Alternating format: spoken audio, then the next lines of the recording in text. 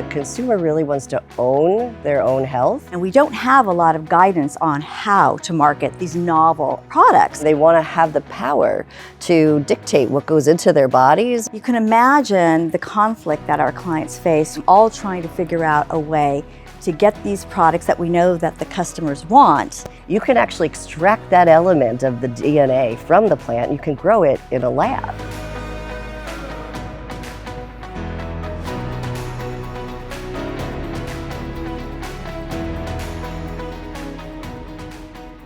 Welcome, everyone. We are so glad that you can join us today for what will be an incredibly interesting discussion on important topics inspired by our leading DLA Piper lawyers' experience in the food and beverage space. Here with us is Stephanie Fogel, DLA Piper's Global Chair of the Consumer Goods, Food and Retail Sector and Co-Chair of the FDA Regulatory Practice Group. She's joined today by her U.S. Food and Beverage Sector Co-Chair, Angela Agrusa, who also serves as Chair of DLA Piper's Commercial Litigation Practice. And with them are Maggie Craig, partner in DLA Piper's Boston office and a leading food regulatory lawyer with a degree in nutrition and food studies. And Tammany Bentz, a partner at DLA Piper focusing on helping clients with advertising and intellectual property issues. Today, we'll discuss food and beverage trends and developments around health and wellness.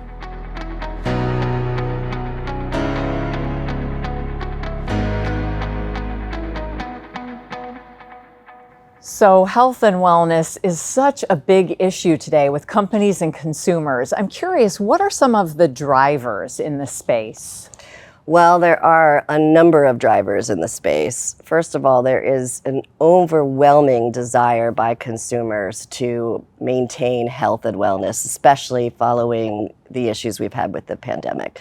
Second, you see all of the companies really want to respond to that desire. So they all want to get into the game and they want to accommodate and meet the consumer's demands. But I think more than anything else, what we're seeing is that the consumer really wants to own their own health, and they want to have the power to dictate what goes into their bodies and also what goes into the environment from a sustainability perspective. So speaking of demands from the consumer, I hear a lot now about plant-based products. I'm curious, first of all, what is a plant-based product?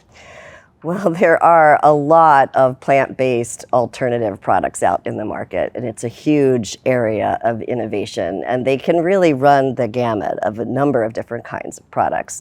You may have a plant-based product that in and of itself carries with it nutrients, proteins, all of the kinds of things that you might expect to see in something that comes out of the ground when you're thinking about health and wellness. You might have a plant-based product that actually has added to it protein or other nutrients and doesn't necessarily come from it naturally. And you also have to think about what isn't necessarily a pure plant-based product based on looking at the ingredients. So you might have a plant-based product that actually has a lot of fillers and a lot of preservatives and a lot of additives that is included with it. So it's really important for the consumer to read labels, to look at the ingredients, that's why they're there, to allow you to distinguish between these different types of plant-based products. And the last issue with respect to plant-based products that I think is important and is a very new, innovative, fascinating space is with respect to cell-based growth. So what we're talking about is if you have a particular plant and there are aspects of that plant that you really want to focus on, a certain nutrient, a certain type of vitamin, a certain mineral, you can actually extract that element of the DNA from the plant. You can grow it in a lab. You can grow it as a biomass. You can grow it in a sustainable environment. And that is certainly where we're headed into the future. You know, what's really interesting about that is you're talking, Steph, and you brought up this idea around innovation, of course. And there are so many different nuanced issues that we see and that we're dealing with our clients as they're trying to bring these new, innovative, not just plant-based, it could be cell-based meats, it could be cell-based plant proteins. to the market, because they have to deal with issues that are starting at the R&D phase, at the facility phase, where they have to get the proper permits to be able to manufacture and bring these products to the production point. And then we have to think about R&D. What kind of ingredients are going in? Are these ingredients GRAS? Are they ready to, are they appropriate to put into the products that they're going into? Is the way they're being grown consistent with state, federal expectations? And then once we do get to that point of a formulation, we then have to think about, okay, now we've got to get it actually to the consumer. What goes on the package? What goes on the label? What do we call this product? Is it a standardized product? Does it meet a standard of identity, or does it not? And I think, that obviously brings in its own whole host of issues. There's all the marketing around it that makes consumers excited to purchase the product. And after we market it, there could still be litigation risk, enforcement risk, and everything that comes around getting this product into the consumer's hands and to really take off in the market. There's all those other issues we have to think about with this new and growing space. And I think you raise a really important point too in terms of what we do, because I think all companies, when they're entering the new space, they're going to be talking about something that's gray. They need to first take a step back and look at the big picture and classify what do they want to be when they grow up, is what we will always say, right? Are you a supplement? Are you a food? Are you a beverage? Because there's a number of different things that you might be depending on the package that you use and how you market yourself, and depending on the ingredients. So thinking about those things as you've just laid them out from the start in terms of what the full matrix looks like will save, I think, a lot of time at the end of the day trying to reshuffle and reorganize so that you can meet what marketing has promised, or you can go get the sourcing that you weren't able to get that you thought you would. So absolutely, very fascinating. What's so interesting about this moment in the food space is that you've got people wanting a cleaner lifestyle, and for that means making different choices perhaps than our parents and our grandparents made. But because those different choices require taking things that are either grown from the ground or in a lab or a warehouse or something, it's hard for the consuming public to make those choices without a little bit of marketing information. And we don't have a lot of guidance on how to market these novel products. And you can imagine the conflict that our clients face with the research and development team, and then the advertising team, and then the sales team, all trying to figure out a way to get these products that we know that the customers want in the customer's hands and still comply with whether it's the regulators' desires, or maybe we're starting to look at plaintiffs' lawyers or putting different expectations on our clients. It's a really interesting time to think about food and the innovation behind food today. And the competition in it, right? Part of this is you have a lot of these products coming on the market. There's a lot of competition. So when it comes to marketing, our clients are seeing a lot of pressure in how they describe the products, how they talk about whether it's healthy, how they talk about what it can do for you, even how they talk about what's in it.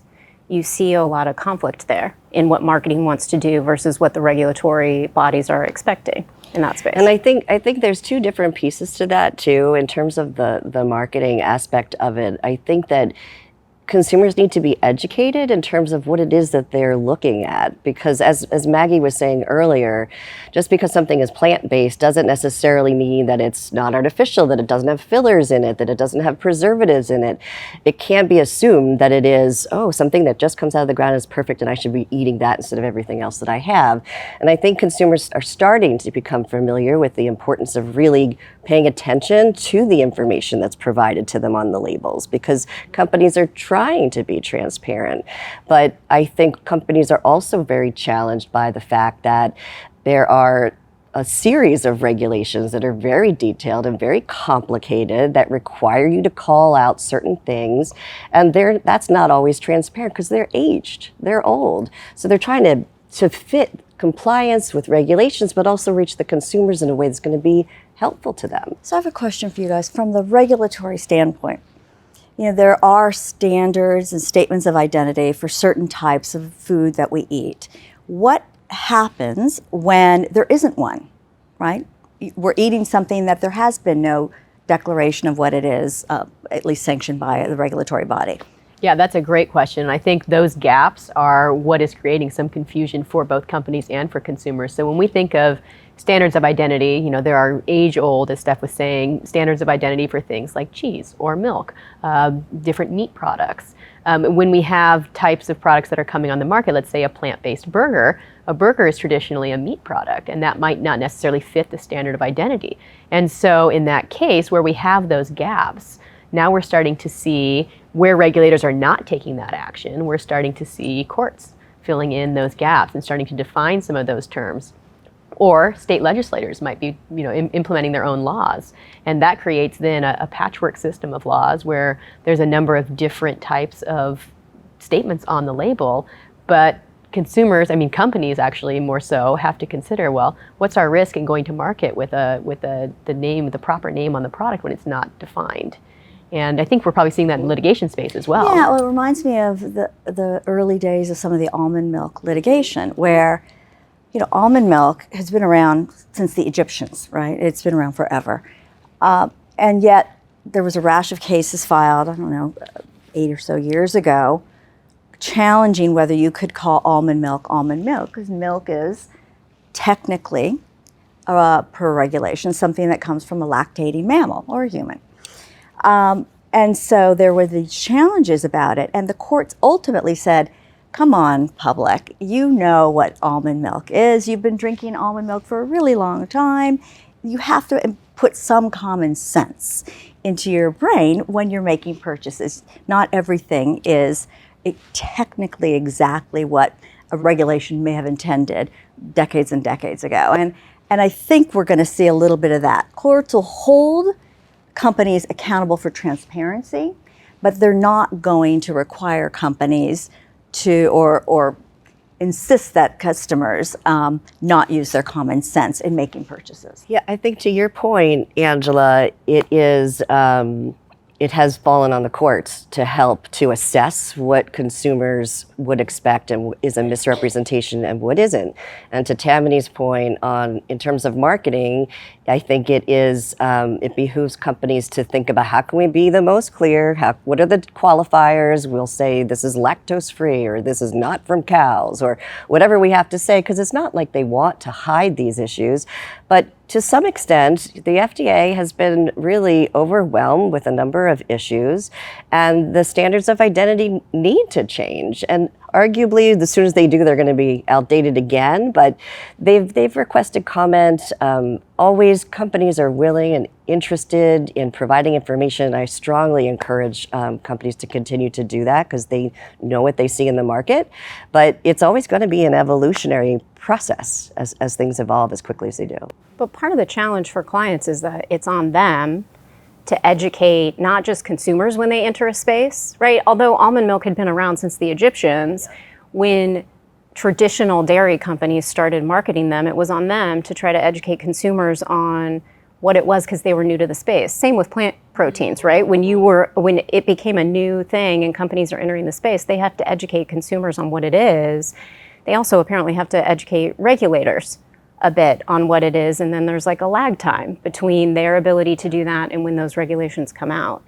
So it does create, to Maggie's point, kind of this weird patchwork of things that they have to comply with and deal with. Look, coming up with new ideas about the way we do things, about what we're eating is exciting, but part of that is embarking upon new territory that may not be regulated, where there aren't as clear guidelines and guidances to get you to market. And that is part of what we love about what we do, right? We get to help companies navigate new frontiers, relying, of course, on historic precedents, whether it's cases or statutes.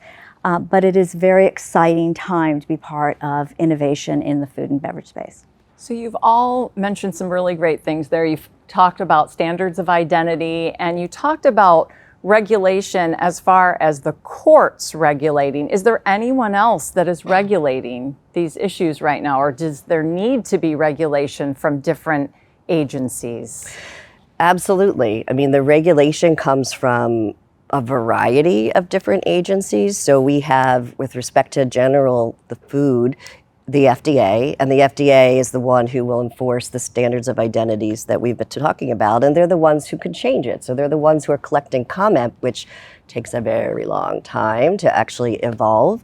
And then we also see other agencies like USDA with respect to meat, they regulate meat. And then with respect to cell-based products and cell-based meat, sometimes there's a marriage of the different regulators and they have to work together, which can be really complicated. For example, if you're talking about cell-based meat growth, it is for a period of time the FDA who regulates the generation of the cells and all the management of those cells, the harvesting of those cells. And then the USDA will take that on and they're responsible for making sure that those products are properly labeled and properly managed and put into commerce. So they have a memorandum of understanding in terms of who's responsible for that. It gets a little confusing and complicated, but they certainly are responsible to engage in that activity. And then, as Tammany well knows, the FTC gets involved when we're talking about marketing issues. So it's a play, sometimes a pleasant play amongst the regulators. Sometimes it's a nasty kind of dispute. And then when the federal government kind of doesn't do what it should do, we have the states who step up and do their own thing. And we see that in every aspect of our lives. Yeah, I mean, obviously the regulators are can only do as much as there is funding for their operations. And there are lots of issues out there that require attention. And when there's a lag between what the consumers want, what the companies are providing, and what the regulators are paying attention to, that's when creative lawyers step up and litigate and ask the courts to answer questions that otherwise might have been properly put before a regulator. And I find it, I mean, it's interesting as a litigator. It's really interesting litigating novel issues. It's also a little bit frightening at times because sometimes we don't really think the courts are the right body to be making decisions, particularly if it's one that deals with a science-based issue. Lawyers are not scientists. And so there is some risk in waiting long enough for the plaintiff's bar to take over and start asking courts to answer some of these questions. But it happens all the time. And you know, a really interesting element of the regulatory scheme is imports and exports, and a lot of novel products or raw materials or ingredients that are being imported or exported, when there is confusion among the regulators as to who's in charge or what it should be or what it should be called or what classification is, things like that can get stuck at the border, and that creates a drive and incentive and need to clarify what those things are, because that's money. And products being launched abroad, same issue. Yeah. Healthy alcohol, forgive the pun, there's been a buzz around it lately. What do I want for my health? Where do the experts think that I need more? I'm obsessed with adaptogens. I am one of the consumers driving that. It's bold, it's innovative. Very fun space to be in.